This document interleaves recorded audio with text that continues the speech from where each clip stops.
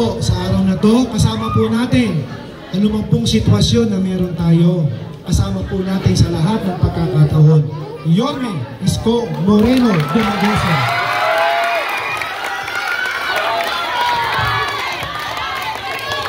Thank you. Ang ating masipag. Para kayo hindi nasugan. Puro may asin po. Gusto ko lang, I have to give credit where it's due.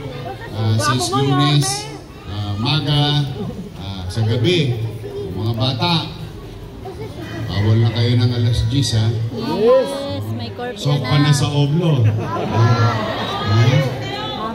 Kung ayaw yung pakinggan ng nanay nyo, matitigas ang ulo nyo. So, si Yorme, naku. Gusto nyo ba sa Marikina tumira? Maluwag dito. Sabihin sa mga bata, naku, dadaling ka ni Yorme sa Marikina. Narinig niyo yan, ha? Malayo, di ba? Narinig niyo Malayo. Yorme, ha? Hindi, mga bata, na nandito. Mga minor de edad, alas 10, uwi na sa bahay. Matulog ng maaga. Sino ang gustong tumangkad?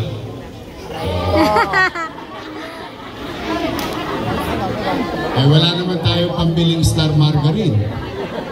Ang mabisa para mabilis lumaki, matulog ng tapos gigising ng Maaga. tapos magbibihis na para pumasok sa School. Yun.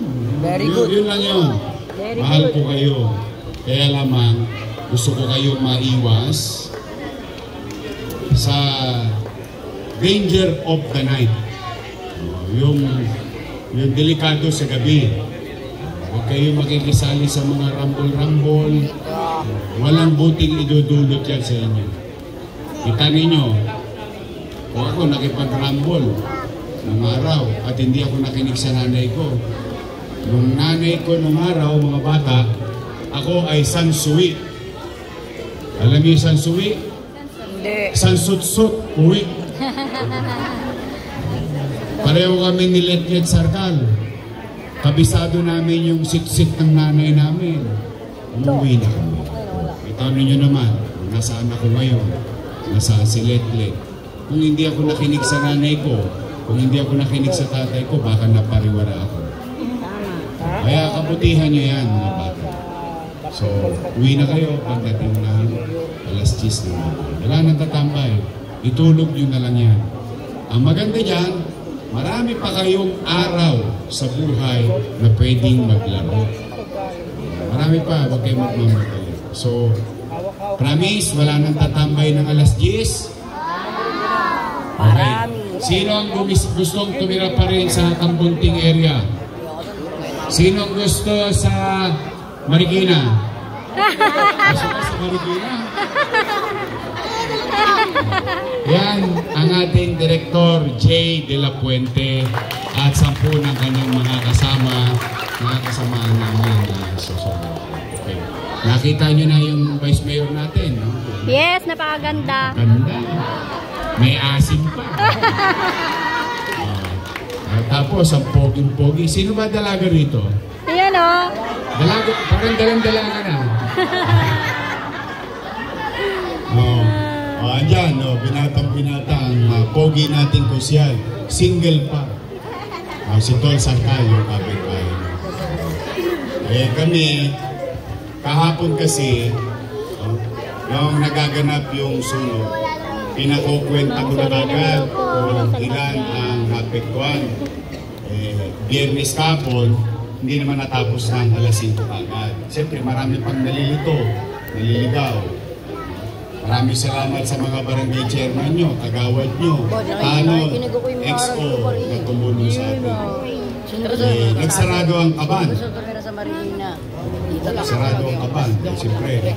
Ngayon, nagpunta ako dito to assure you, kasi ngayon, tapos na yata yung family card. Hawakan nyo yan. Lunes na Lunes, babalik ako dito. Ang buka ng aha, kahit walang laman yun,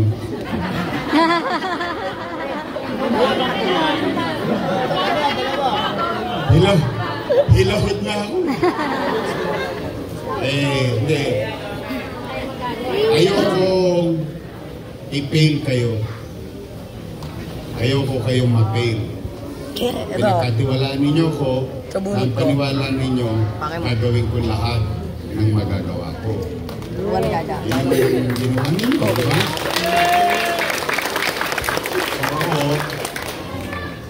Natapos naman na yung papel, so ipadadala na lang sa bangko, withdraw na lang.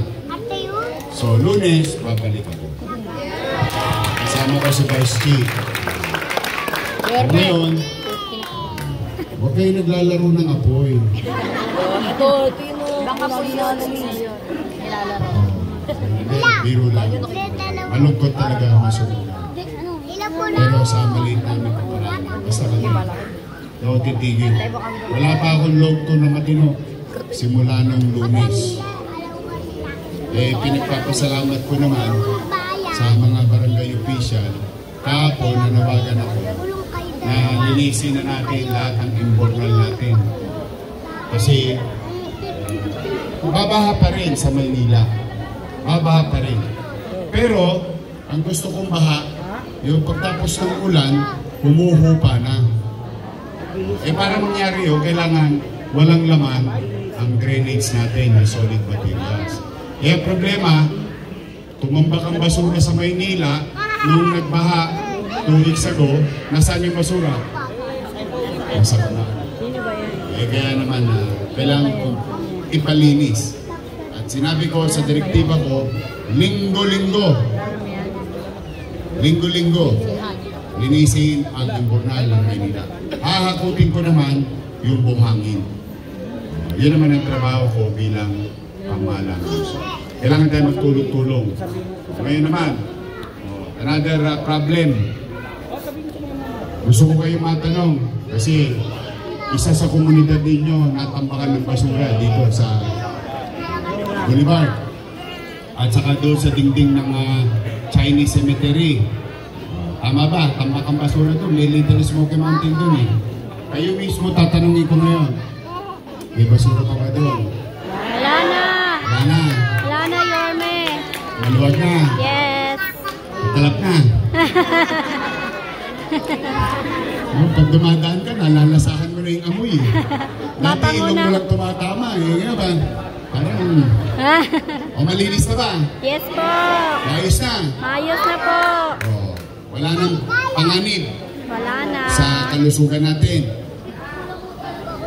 We are about to finish the garbage crisis. Yes. Bagamat siguro alam nyo na ang istorya, no?